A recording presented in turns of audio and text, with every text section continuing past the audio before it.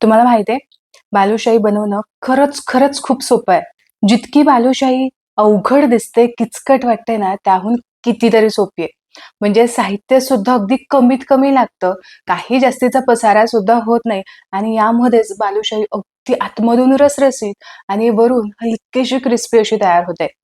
अगदी छोट्या-छोट्या काही टिप्स आहेत, त्या लक्षात ठेवल्यात, की तुमची बालुशाही सुद्धा खूप खमंग होईल आणि 15 दिवस नाही, 1 महिना नाही, ही बालुशाही आरामात 2 महिने सुद्धा टिकेल. गेले बरेच दिवस खूप साऱ्या कमेंट्स येतायत, की आम्हाला दिवाळीची बालुशाहीची रेसिपी दाखवा किंवा इतरही रेसिपीज आहेत. पण खरं सांगू का?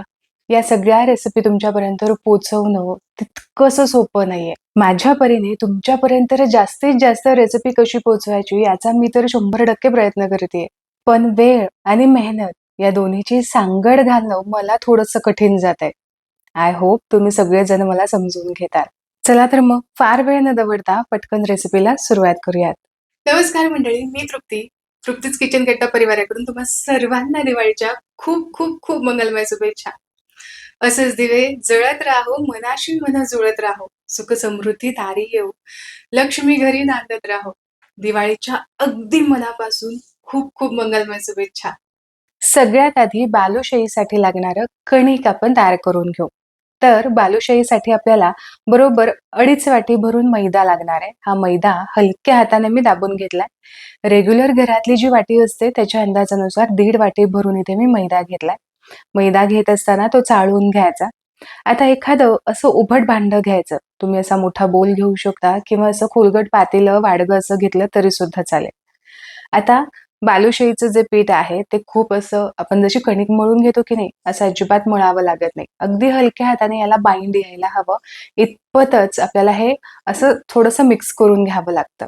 मग यासाठीच हे असं आपल्याला उभट थोडंसं भांडं असेल तर मग ते टेक्स्चर जे आहे बालुशाहीला ते अगदी परफेक्ट येतं. बालुशाही करत असताना ना, फार असं वेगवेगळ्या साहित्यांचं यामध्ये जुळवाजुळव करावी लागत नाही. म्हणजे काही लोकं दही टाकतात किंवा काही जण यामध्ये बेकिंग सोडा वगैरे घालतात, तर असं करायची अजिबातच गरज नाहीये. इथे मी फक्त चिमूटभर मीठ घातलंय आणि याचसोबत बेकिंग पावडर घातलीये. रेग्युलर पोह्याचा अर्धा चमचा घातलाय. शक्यतो बेकिंग सोडा किंवा दही घेणं टाळा. आता ज्या वाटीने आपण मैदा मोजून घेतला होता, त्याच वाटीने पाव वाटी आणि वरती 2 चमचे असं मी इथं तूप घेतलंय. तूप घेत असताना थोडंसं रवाळ असं घ्यायचं. खूप अगदी मेल्ट झालेलं नको किंवा गरमही करून घ्यायचं नाही. रेग्युलर रूम टेम्परेचरचं हे तूप आहे. आता हे संपूर्ण तूप आपल्याला या मैद्याला व्यवस्थित लावून घ्यायचंय. ही अगदी महत्वाची स्टेप. खालपासून वरपर्यंत संपूर्ण मैद्याला मी छान अगदी कणाला तूप लावून घेतलं.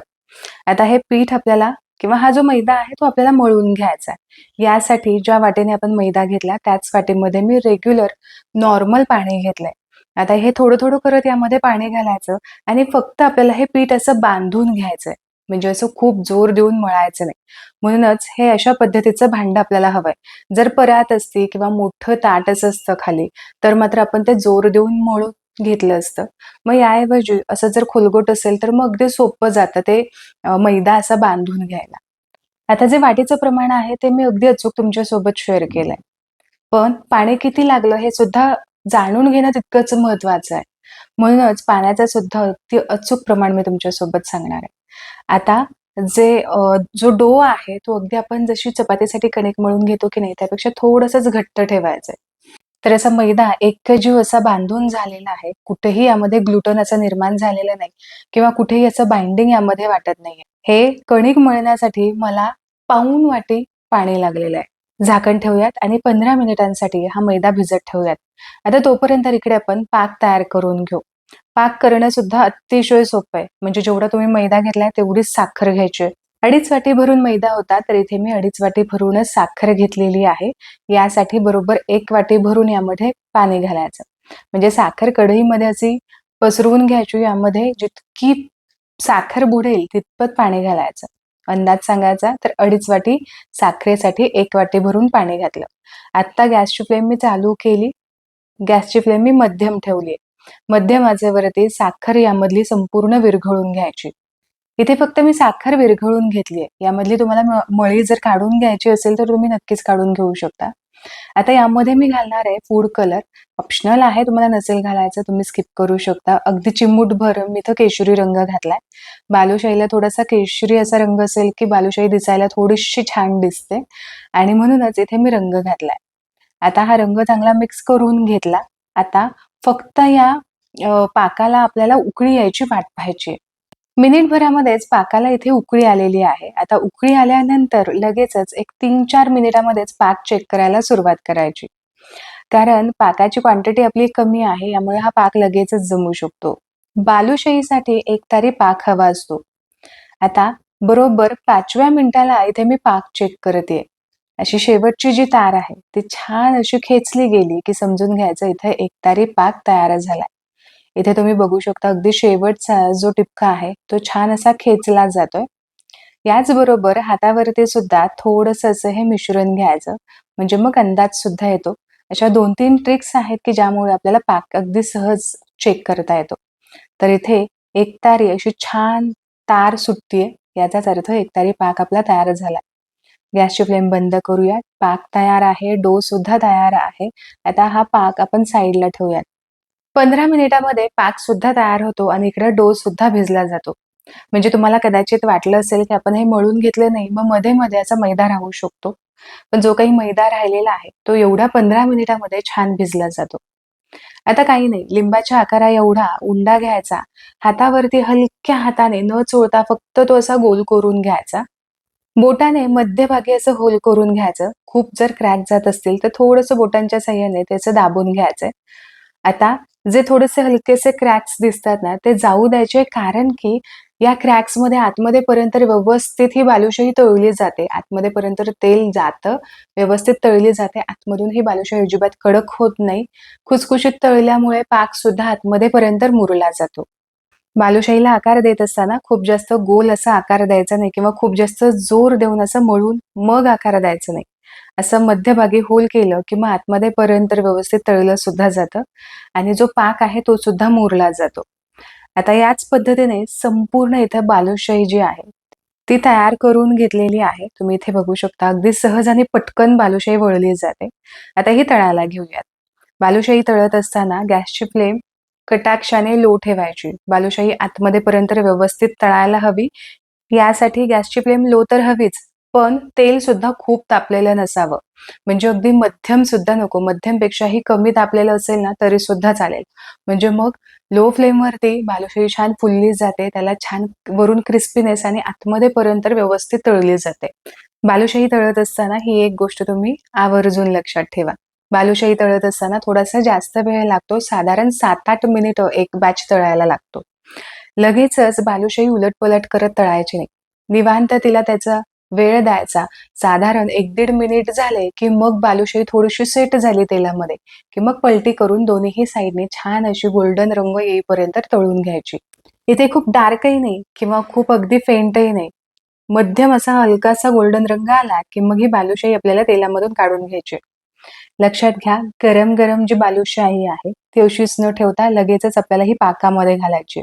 यावेळेस हा पाक सुद्धा हलकासा कोमट असावा. म्हणजे बालुशाही तर तेलामधून गरम गरम लगेचच पाकामध्ये सुद्धा घालायची आणि सोबतच पाक सुद्धा कोमट पेक्षा थोडासा जास्त गरम असावा. 2 ते 3 मिनिटाच्या अंतरावरती अशी बालुशाही वर खाली करून घ्यायची, म्हणजे दोन्ही साईडनी पाक अगदी परफेक्ट असा आतमध्ये पर्यंत मुरला जातो. आता जोपर्यंत दुसरी बॅच तळून होतीये तोपर्यंत आपण ही बालुशाही अशीच ही पाकामध्ये ठेवूयात. जेव्हा दुसरी बॅच आपण तेलामध्ये सोडतो त्यावेळेस तेलाचा ताव एकदा चेक करून पाहायचा. जसं की मी तुम्हाला आधी सांगितलं की तेल अगदी खूप गरम नसावं. जर तेल खूप तापलेलं असेल तर गॅसची फ्लेम तुम्ही इथे बंद करू शकता. तेलामध्ये बालुशाही अशीच थोडा वेळ तळू द्यायची आणि मग पुन्हा गॅसची फ्लेम चालू करून ही पूर्णपणे लो ठेवायची. बालुशाहीची दुसरी बॅच तळायला मला 7 ते 8 मिनिटं लागली. ते 7 ते 8 मिनिटामध्ये इथे पाक सुद्धा या बालुशाहीने चांगला शोषून घेतलाय. ही बालुशाही आपण पाकामधून काढून घेऊ. तळलेली बालुशाहीची दुसरी बॅच ही सुद्धा आपल्याला लगेचच या पाकामध्ये घालायची. संपूर्ण बालुशाही तेलामध्ये तळून पाकामध्ये घोळून तयार झालेली आहे. पण अगदी आतमध्ये पर्यंत पाक मुरायला हवा. म्हणूनच थोडाफार इथे पाक शिल्लक राहिलेला आहे. हा शिल्लक राहिलेला पाक या संपूर्ण बालुशाहीवरती मी घालून घेणार आहे. आता बालुशाही पाकामध्ये चांगले आतमध्ये पर्यंत रसरशीत मुरण्यासाठी तसे 7-8 तास तरी लागतात. मग ही बालुशाही तुम्ही रात्री बनवू शकता आणि मग सकाळपर्यंत ही बालुशाही छान कोरडी खडखडीत होते. आत्ता यावेळेस तुम्हाला बालुशाही अशी खूप चिकट-चिकट जाणवेल, पण सकाळपर्यंत मात्र छान कोरडी होईल. फक्त एखादं असं पसरट भांडं घ्यायचं. बालुशाही जी आहे ती एकसारखी पसरून ठेवायची आणि यावरती पाक घालायचा. आता साधारण 15 मिनिटाच्या अंतरावरती पाक अजून ओलसरच आहे, तोवरच आपल्याला पुन्हा एकदा बालुशाही अशी पलटी करून घ्यायची आहे. म्हणजे मग वरच्या साईडला सुद्धा पाक अगदी परफेक्ट लागला जातो. साधारण तासाभरानंतर ही बालुशाही अशी पाकामधून काढून घ्यायची. म्हणजे मग ती छान कोरडी होते. म्हणजे आत्ता जरी पाक तुम्हाला खूप चिकट वाटत असला, तरी सुद्धा एक 7-8 तासामध्ये छान कोरडी खडखडीत अशी होते. पण आतमधून मात्र ही बालुशाही छान मऊसूत आणि रसरशीत असते. आता इथे आणखीन एक महत्वाची टिप. जर बालुशाही तुम्हाला अशी कोरडी किंवा वरती अशी साखर आलेली आवडत नसेल ना, तर पाक तयार झाला की मग लगेचच पाकामध्ये 5-6 ड्रॉप असे लिंबाचा रस घालायचा. म्हणजे जी साखर बालुशाहीवरती तयार होते ती अजिबात तयार होत नाही आणि अगदी क्लिअर अशी बालुशाही दिसते. आता यावरती झाकण ठेवूयात आणि रात्रभर ही बालुशाही अशीच मुरू देऊयात. तर बरोबर 7 ते 8 तासानंतर इथे बालुशाही तुम्ही बघू शकता. छान कोरडी झालेली आहे. आता ही बालुशाही तुम्ही आरामात 1.5 ते 2 महिने एन्जॉय करू शकता.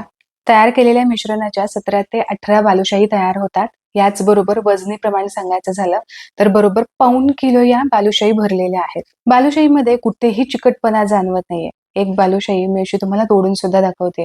इथे तुम्ही बघू शकता अगदी मऊसूत आणि अगदी सहज ही बालुशाही तुटली गेली आहे. आतमध्ये छान लेयर्स सुद्धा दिसतायत आणि सॉफ्टनेसपणा सुद्धा आतमध्ये अजूनही आहे. पाक अगदी आतमध्ये पर्यंत व्यवस्थित मुरला गेलाय. तर आशा करते आजची ही रेसिपी तुम्हाला आवडली असेल. रेसिपी आवडली तर व्हिडिओला लाईक जरूर करत राहा. तुमच्या मित्र आणि परिवारामध्ये हा व्हिडिओ शेअर करा. पुन्हा भेटूया अशाच एका खमंग रेसिपी सोबत.